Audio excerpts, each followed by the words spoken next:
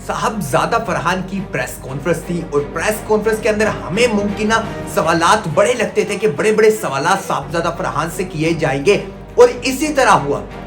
साहबजादा फरहान से क्वेश्चन बड़ा मेन हुआ। साहबजादा फरहान से जर्नलिस्ट की तरफ से क्वेश्चन हुआ कि आप जो इंग्लैंड के बॉलर हैं जोफ्रा आर्चर को फर्स्ट टाइम फेस करने जाएंगे इंग्लैंड के मैच में, सुपर 8 के मैच में, तो आपका क्या पॉइंट ऑफ व्यू है इसके ऊपर, कैसे आप फेस करेंगे, क्या आपके फीलिंग्स हैं और आप क्या कहना चाहेंगे जोफ्रा आर्चर के बारे में? क्या आप इतनी हार्ड पेस है क्योंकि जोफ्रा आर्चर की अच्छी खासी फेस है, तो आप इसके बारे में क्या कहना चाहेंगे? तो इसके ऊपर साहबजादा फरहान ने जो कमेंट किया है वो बड़ा जरूरी है सुनना कि साहबजादा फरहान का इसके ऊपर क्या पॉइंट ऑफ व्यू है, साहबजादा फरहान ने इसके ऊपर क्या कहा। अब आपको सुनाता हूं कि साहबजादा फरहान ने क्या कहा। साहबजादा फरहान बोले कि आप जोफ्रा आर्चर की बात कर रहे हैं कि जोफ्रा आर्चर को हम कैसे फेस करेंगे।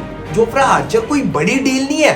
एग्जैक्टली साहबजादा फरहान बोले कि जोफ्रा आर्चर कोई बड़ी डील नहीं है। जोफ्रा आर्चर जैसे बॉलर जिनकी पेस 140 प्लस है, जिन बॉलर्स की पेस 140 प्लस है, हम उन तमाम बॉलर्स की तैयारी भी कर चुके हैं। हम उन प्लेयरों के साथ खेलते भी रहे हैं। वो डोमेस्टिक क्रिकेट का जिक्र करें साहबजादा फरहान, हम उन प्लेयरों के साथ खेलते भी रहे हैं। कोई इतनी बड़ी बात नहीं है जोफ्रा आर्चर को खेलना।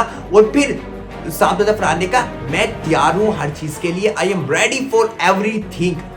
ये साहबजादा फरहान का कमेंट था जोफ्रा आर्चर के ऊपर। क्या शानदार कमेंट है जोफ्रा आर्चर के ऊपर, क्योंकि साहबजादा फरहान इस वक्त आईसीसी वर्ल्ड कप 2026 के अंदर टॉप स्कोरर बैट्समैन है जो कि 220 रन के साथ सबसे ज्यादा है। और साहबजादा फरहान की जो गेम है, साहबजादा फरहान का जो खेल है वो बड़ा इंपॉर्टेंट रोल पाकिस्तान के लिए प्ले करेगा इंग्लैंड के खिलाफ। कि कैसी परफॉर्मेंस साहबजादा फरहान कर दिखाएंगे, क्योंकि पाकिस्तान के अगर हम मैचेस के अंदर देख ले तो एक मैच के अंदर साहबजादा फरहान ने 100 बनाया, एक मैच के अंदर 77 बनाया, 2 मैचेस के अंदर 4 मैचेस में से अगर हम देखें तो 2 मैचेस में तो Sahibzada Farhan man of the match है।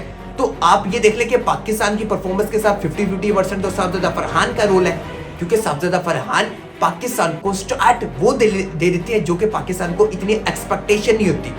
स्टार्ट के अंदर पार्टनरशिप लगाते हैं, पार्टनरशिप के बाद उसे जाती है एक अच्छी इनिंग की तरफ लेके जाती है जहां बैट बॉल्स को हिट करते हैं। फिर उसके बाद लास्ट के अंदर जब आखिरी टाइम होता है तो उसे पावर सर्च करते हैं। फिर उसे अपना आखिरी ओवर्स के अंदर एक ओवर के अंदर 18 बनाना, 16 बनाना, तो साहबजादा फरहान वहां जाते हैं एक प्लानिंग के तौर पे, क्योंकि हमें एक ऐसे प्लेयर ही की जरूरत थी जो कि जैसा साहबजादा फरहान है गेम को एंड तक लेकर जाए, वेट ना करे। क्योंकि साहबजादा फरहान की ये है कि गेम को स्टार्ट करेगा तो डीप तक एंड तक लेके जाएगा और एक अच्छे तरीके से लेके जाएगा प्लानिंग के तौर पे। ऐसा नहीं है कि अब स्टार्ट कर दिया तो 20 बॉलों के ऊपर 25 है, अब एंड भी 20 बॉलों के ऊपर 25 पे एंड नहीं करेगा, एंड ये करेगा 20 बॉलों के ऊपर 50 एंड करेगा। और यही चीज है, मसला यही होता है कि कोई प्लेयर सेट हो जाता है हम उसके खिलाफ हो जाते हैं। कोई भी प्लेयर सेट होता है, कोई भी उसके खिलाफ नहीं होता कि वो प्लेयर सेट हो गया अब उसे क्यों आना चाहिए।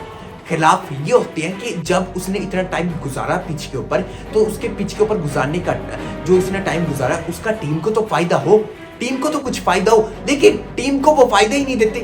टीम का क्या फायदा देते हैं? लास्ट के अंदर और प्रेशर डाल के चले जाते हैं, सारी बॉल मिस करके एक पूरे शहर के अंदर रह के वो जो आखिरी ओवर्स बचते हैं लिमिटेड, जहां पावर सर्च करना होता है वहां सेट बैट्समैन एक आउट होकर चल जाता है। तो फिर जब नया बैट्समैन आता है वो तो मिस करेगा, वो तो गेम में टाइम लेगा, वो तो पिच को देखेगा, क्योंकि पिच उसके लिए इतना आसान नहीं होगा कि इतनी जल्दी रीड कर लेना। तो यही चीज थी कि इसी वजह से ये क्वेश्चन किया गया था जोफ्रा आर्चर के मुतालिक कि जोफ्रा आर्चर को आप कैसे फेस करेंगे। क्योंकि जोफ्रा आर्चर की बात करें तो लास्ट मैच के अंदर बड़ी अच्छी परफॉर्मेंस करके दिखाई थी।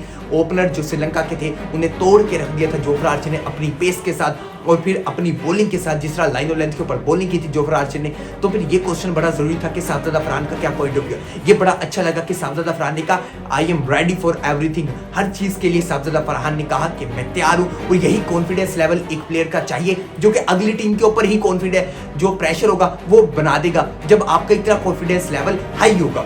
और यही चीज हम चाहते हैं साहबजादा फरहान से कि आपने पाकिस्तान को ग्रुप स्टेज के मैचेस के अंदर बड़ा अच्छा मोमेंटम दिलाया, अब उस मोमेंटम को आपने फिनिशिंग टच की तरफ लेकर जाना है। सुपर 8 के मैचेस के अंदर है, आपकी फॉर्म है, आप जानते हैं बड़ी अच्छी परफॉर्मेंसेस कर चुके हैं, सेंचुरी भी लगा चुके हैं, 50 भी है, टॉप स्कोरर भी है, आपके पास सब कुछ रिदम भी है, आपके पास परफॉर्मेंसेस भी है। तो अब इस परफॉर्मेंसेस का फायदा पाकिस्तान को दिलाए। आप किसी और बैट्समैन के ऊपर डिपेंड ना करें कि सलमान अली आगा पाकिस्तान के कप्तान करेंगे या फिर बाबर आजम करेंगे या उस्मान खान।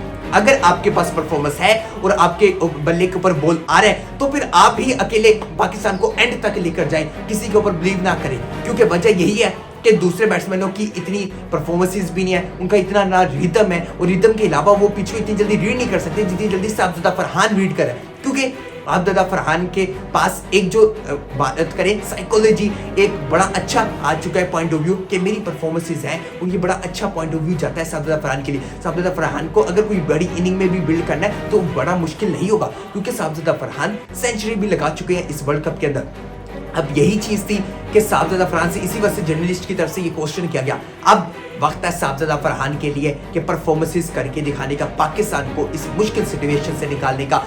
इंग्लैंड के खिलाफ मैच इजी नहीं है, इंग्लैंड इतनी इजी नहीं है। इंग्लैंड बात करें अभी श्रीलंका को हरा कर आई है 51 रन के मार्जिन से हरा कर आई है, वन साइडेड हरा कर आई है। बॉलिंग वहां बड़ी अच्छी नजर आई, क्योंकि बात करें जोफ्रा आर्चर आपको नजर आएगी, जोफ्रा आर्चर के बाद बात करें सैम करन बात करें, फिर उसके बाद हम लियम डॉसन की बात करें, आदिल रशीद की बात करें, हर बॉलर मौजूद है इंग्लैंड के पास टॉप क्वालिटी का। क्योंकि अभी ग्रुप स्टेज के अंदर बात करें तो वो उस तरह यूज नहीं हुए थे, लेकिन अब ये कह सकता हूं कि पीक के ऊपर इंग्लैंड के बॉलर्स आ चुके हैं, इंग्लैंड के बॉलर्स को वो रिदम मिल चुका है जो उन्हें चाहिए था। अब पाकिस्तान और इंग्लैंड का ये बड़ा टफ मुकाबला होगा, जिसकी हम उम्मीद भी रखते हैं ये मुकाबला हो, लेकिन पाकिस्तान को ये फिनिशिंग टच अपने ही हाथ में लेना होगा और पाकिस्तान को ये मैच जीतना होगा। बड़ी उम्मीदें हैं पाकिस्तान के साथ, इंशाल्लाह पाकिस्तान ये मैच जीतेगा। ये था जोफ्रा आर्चर के मुतालिक साबजुदा फरहान ने क्या कहा, जो कि मैंने आपके साथ शेयर किया। मिलता हूं आपसे अगली वीडियो में, तब तक के लिए अल्लाह हाफिज।